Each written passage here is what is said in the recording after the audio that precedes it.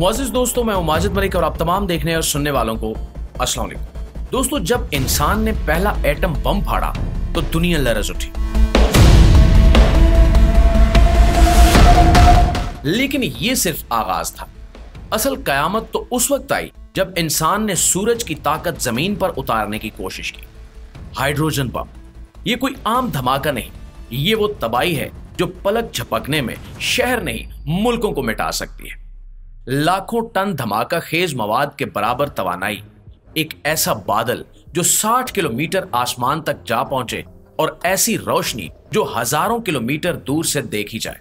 ये महज आदादो शुमार नहीं, ये एक हकीकत है। हाइड्रोजन बम सिर्फ एक हथियार नहीं है, ये इंसान की खुद अपनी फना के दरवाजे पर खड़ी एक देव हेकल दस्तक है। और आज जब दुनिया तरक्की की दौड़ में खलाओं तक जा पहुंची है, इसी बम की मौजूदगी जमीन को लम्हों में खाक में बदल सकती है। ये कहानी है ताकत की इंतहा और तबाही की सरहद की। प्यारे दोस्तों, जब पहली बार इंसान ने एटम बम का धमाका किया तो ऐसा लगा जैसे जमीन ने अपने ही वजूद के खिलाफ बगावत कर दी हो। मगर इंसान की जुस्तजू वहीं पर नहीं रुकी। जल्द ही इंसान ने एटमी ताकत का ऐसा रूप दरियाफ्त कर लिया जो आम एटम बम से कई गुना ज्यादा हौलनाक था, हाइड्रोजन बम। इसे बाज औकात थर्मो न्यूक्लियर बम भी कहा जाता है, और अगर सादा अल्फाज में बयान किया जाए तो ये वो हथियार है जो सूरज और सितारों की तवानाई को जमीन पर उतारने की एक कोशिश है। नाज़रीन गिरामी, हाइड्रोजन बम का असूल बिल्कुल मुख्तलिफ है। आम एटम बम में भारी एटम जैसे यूरेनियम या प्लूटोनियम को तोड़कर तवानाई हासिल की जाती है, मगर हाइड्रोजन बम में हल्के अनासर को आपस में जोड़कर नाकाबिले तसव्वुर तवानाई पैदा की जाती है। ये अमल न्यूक्लियर फ्यूजन कहलाता है, वही अमल जो सूरज में करोड़ों सालों से जारी है और जिसकी बदौलत जमीन पर रोशनी और जिंदगी कायम है।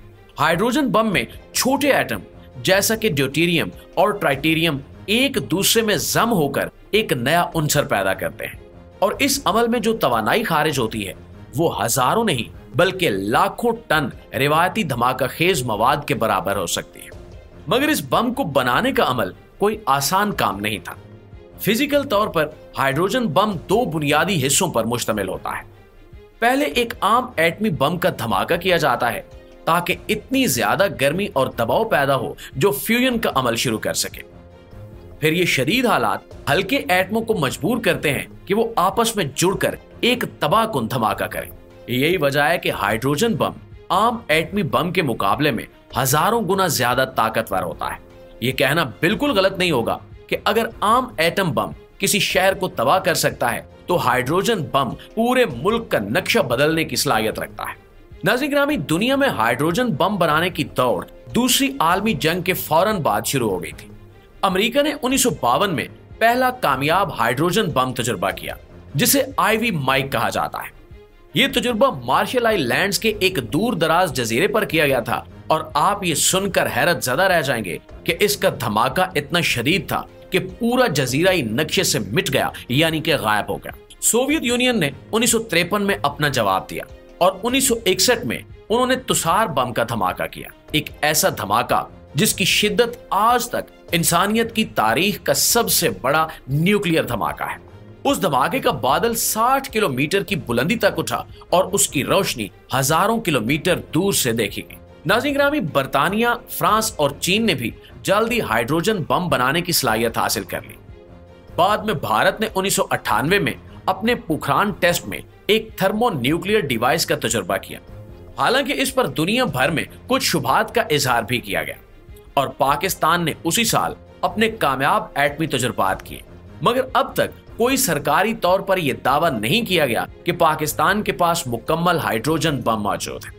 शुमाली कोरिया की बात की जाए तो शुमाली कोरिया ने सन 2016 में ऐलान किया कि उसने हाइड्रोजन बम का तजुर्बा कर लिया है, मगर बहुत से माहिरीन अब भी इस दावे पर सवाल उठाते हैं।